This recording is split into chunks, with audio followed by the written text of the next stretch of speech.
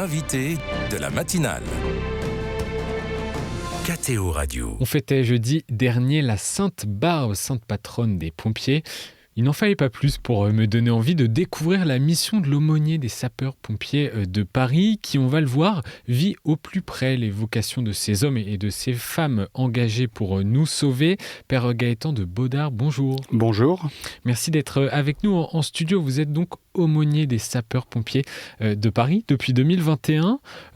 Un mot d'abord sur cette interview, parce que c'est le centre de cette actualité, sur votre sainte patronne, sainte Barbe, martyre d'Asie mineure au temps de l'empereur Maximilien, 5e siècle. Elle est aussi la patronne de nombreux métiers en lien avec le feu et la foudre. Est-ce qu'on sait pourquoi ? C'est lié à la légende qui entoure la vie de sainte Barbe. Légende en latin, ça veut dire ce qui doit être lu, notamment pour l'édification. C'est une jeune femme qui est très belle. Il y a des jeunes gens qui tournent autour d'elle. Son père s'inquiète un peu, d'autant plus qu'elle a des velléités de se tourner vers ces gens qui suivent la voie. C'est le nom qu'on donne à l'époque aux chrétiens. Donc, il l'a fait enfermer dans une tour. Que se passe-t-il dans cette tour ? Sans doute qu'elle prie, qu'elle a une intimité avec le Seigneur, et elle demande, son père est roi quand même, donc elle a un certain pouvoir, elle demande qu'on installe une 3e fenêtre. Pas du tout pour des histoires de lumière, mais en l'honneur de la Sainte Trinité, le Père, le Fils et le Saint-Esprit. Quand elle sort de la tour, son père lui pose 2-3 questions, se rend compte qu'elle est vraiment devenue pleinement chrétienne. Et pour se faire bien voir de l'empereur, la dénonce. Elle est menacée, elle est déjà torturée et martyrisée, et son père demande le privilège, pardon de l'expression, de la mettre à mort lui-même, elle qui est maintenant qu'elle est devenue chrétienne, qui n'est pas fréquentable. Il la décapite, et la légende raconte que dans la foulée, il est foudroyé.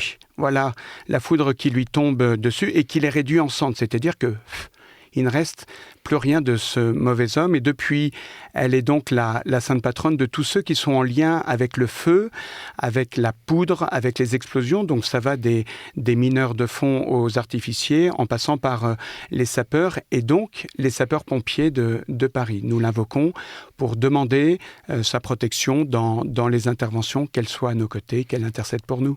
Et vous avez fêté la Sainte Barbe, c'est un événement que vous célébrez chez les pompiers ? Ah, c'est extrêmement important, ce sont ce qu'on appelle les fêtes d'armes. Beaucoup de militaires ont un saint patron spécifique. Saint-Michel, par exemple, pour les parachutistes, Sainte Barbe pour nous. Elle se fête de différentes façons. À la brigade, il y a la proposition d'une messe pour tous ceux qui le souhaitent.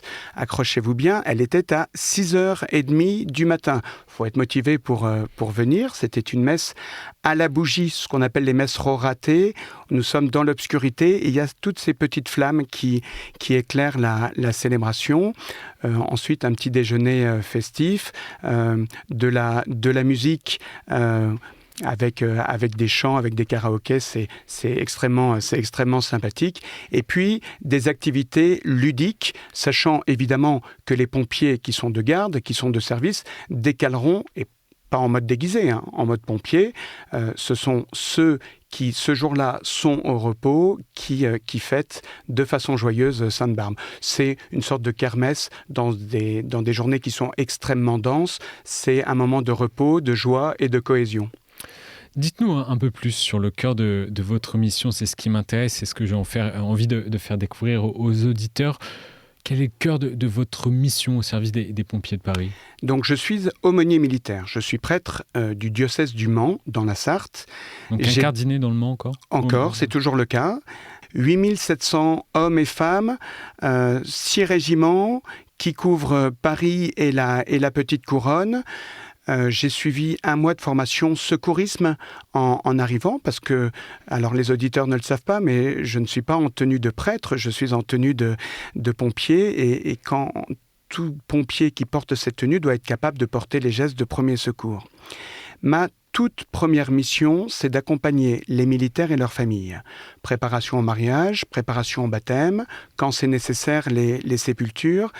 Et j'ai quelque chose de très beau, et c'est un phénomène qu'on trouve dans toute l'Église de France en ce moment. J'ai 20 pompiers qui se préparent à recevoir le baptême, la confirmation et le sacrement de l'Eucharistie à travers la première communion.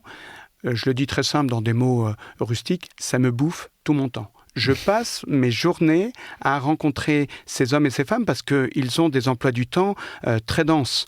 Et souvent, imaginez-vous, ils sortent de 48 heures, 72 heures de garde.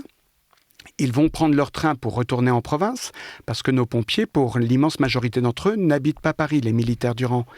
Avant de prendre leur train, alors qu'ils sortent de 72 heures de garde, ils viennent rencontrer le padré. Le padré, c'est l'aumônier. Et pendant 1 heure, je les prépare à recevoir ces sacrements. Et ensuite, le sac sur l'épaule, ils prennent leur train pour l'Alsace, pour Toulouse, pour la Bretagne, pour le nord de la France. Donc le dynamisme des nouveaux baptisés, vous le vivez également dans votre mission? Ah, puis je le vis dans ma chair, parce que ça prend du temps. Et j'enchaîne les réunions. Mais en même temps, je suis ravi. Je voulais être au service de jeunes qui sont convaincus, qui sont à fond. Enfin, je suis comblé comme prêtre, c'est extraordinaire. Je sais qu'en paroisse, certains vivent la même expérience, mais là, c'est quasiment du non-stop. Et que les choses soient bien claires, je m'en plains pas du tout, c'est vraiment génial. Elle est importante, cette présence d'un prêtre, cet accompagnement dans les moments difficiles, car on imagine bien que ce que vivent les pompiers peut parfois choquer, même qu'on est habitué. Alors, je ne l'ai pas évoqué tout à l'heure, mais 1 fois par semaine, je prends une garde de 24 heures avec eux. Je vous l'ai dit, je suis formé en secourisme. Donc vous allez sur le terrain avec eux? Sur le terrain. C'est-à-dire que je me présente à 7h30 le matin, la bouche en cœur et mon sac à dos sur l'épaule dans une caserne, et je vais passer 24 heures avec eux. Parfois, j'arrive, j'ai à peine le temps de saluer, et la sonnerie annonce qu'il faut partir sur intervention. Et les gars me disent « Padré, on y va », et je monte dans le VSAV, le véhicule de secours à victimes, avec eux. Ça peut être un accouchement, ça peut être une douleur thoracique, ça peut être quelqu'un qui est tombé dans le métro et qui a le pied à 90 degrés. Voilà, je m'adapte à la situation. Je suis là pour donner un coup de main aux pompiers, mais dans l'absolu, ils n'ont pas besoin de moi. Je suis là pour vivre leur quotidien au plus près. C'est-à-dire que je vis la même situation qu'eux. Dans la journée, tout se passe bien. Quand il faut se lever une première fois à 1h du matin, à nouveau à 3h30, et puis une troisième fois à 5h15, excusez-moi, mais je ne suis pas sûr que les gens se rendent compte à quel point il faut être héroïque pour se lever en disant « on m'appelle, il y a du bien à faire, j'arrive », parce que très simplement, il n'y a plus personne derrière eux. Et qu'est-ce que cette présence apporte à la fois aux pompiers, mais aussi aux victimes, j'imagine? Alors, pour moi d'abord, excusez-moi d'être un peu égoïste, moi je découvre leur job de l'intérieur. Ouais. Je découvre ce qu'ils vivent. On discute avec les pompiers. On discute à l'aller, au retour. Là, j'étais de garde il y a quelques jours. J'ai eu une très longue discussion avec un sergent qui a été baptisé petit garçon, mais qui n'a jamais fait de caté. Plein de questions dans tous les sens. Et il me dit « Padré, je ne vous cache pas qu'au début, quand vous êtes arrivé, je me suis dit, le padré qui arrive, de quoi on va causer, quoi. Et on a discuté de plein de choses. Puis moi, je m'intéresse à sa vie de couple, ses enfants, la fatigue, ce qu'il va faire pour la fête de Noël. On discute de plein de choses. Les victimes, elles, ne savent pas forcément que je suis l'aumônier. Oui. Vous voyez, je suis en uniforme. Il faut vraiment repérer la croix et les lauriers qui se trouvent sur l'insigne. Les pompiers sont très attentifs, très efficaces. Moi, j'arrive, les mains dans les poches. Vous comprenez évidemment que l'expression n'est pas juste, mais je suis en plus, je rassure l'époux qui est inquiet. Il y a 3 jours, des petits-enfants qui vraiment vivaient un moment d'appréhension parce que 3-4 pompiers autour de leur maman, je les ai pris à part, je leur ai expliqué ce qui se passait et puis on a plaisanté en disant mais est-ce que papa va être capable de préparer le dîner puisque maman part à l'hôpital. Vous voyez un rôle, celui qui rassure, celui qui essaie de voir les choses de façon positive. Enfin, c'est Jésus qui arrive et là où il arrive sa lumière, arrive son amour, mais de façon incognito. Et est-ce qu'il y a des interrogations également, des interrogations spirituelles qui reviennent dans certains contextes quand il y a des pompiers qui viennent vous solliciter? L'origine du mal. Padré, vous nous dites que Dieu est bon, d'ailleurs vous parlez du bon Dieu.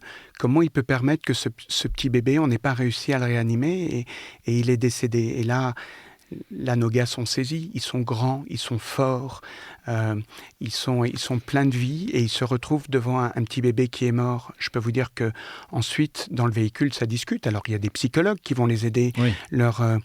À la caserne, il va y avoir un temps de discussion pour poser les choses sur la table. Mais quand le padré, quand l'aumônier est là, il peut y avoir une dimension spirituelle aussi qui s'installe.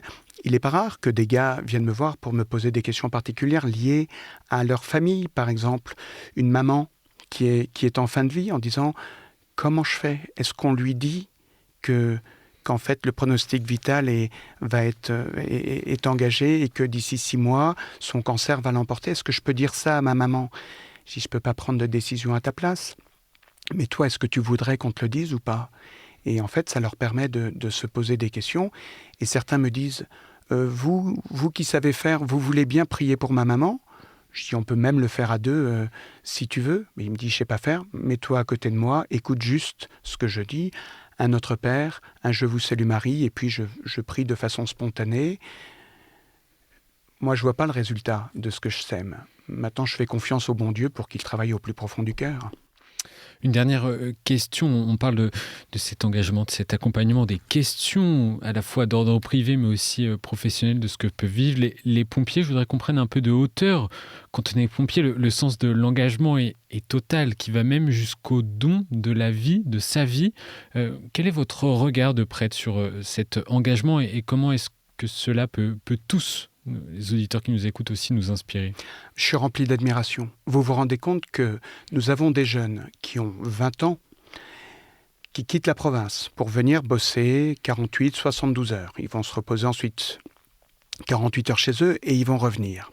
Ils sont là pour aider les gens dans une société qui est de plus en plus individualiste, où on ne connaît même pas son voisin de palier à Paris ou dans la banlieue. Eux s'engagent, s'entraînent, transpirent pour aider les gens.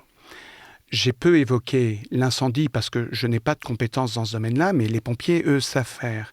Et nous savons que le feu est dangereux. Les explosions tuent. Nous avons des pompiers qui peuvent être blessés. Leur engagement va jusque-là.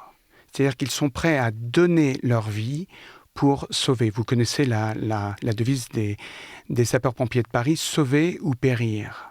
C'est incroyable comme devise, ils sont capables d'aller jusque-là. Ce sont des militaires sans armes, ils n'ont pas de fusil. Leur arme à eux, c'est l'échelle, c'est la lance pour éteindre l'incendie, pour aller chercher les requérants qui sont sur les balcons. Ils sont capables de ça, de risquer leur vie pour sauver les autres. Il n'y a pas beaucoup de gens aujourd'hui qui sont capables d'aller jusque-là. Ils méritent vraiment notre admiration et nos prières, puisque je m'adresse à des auditeurs qui ont la foi.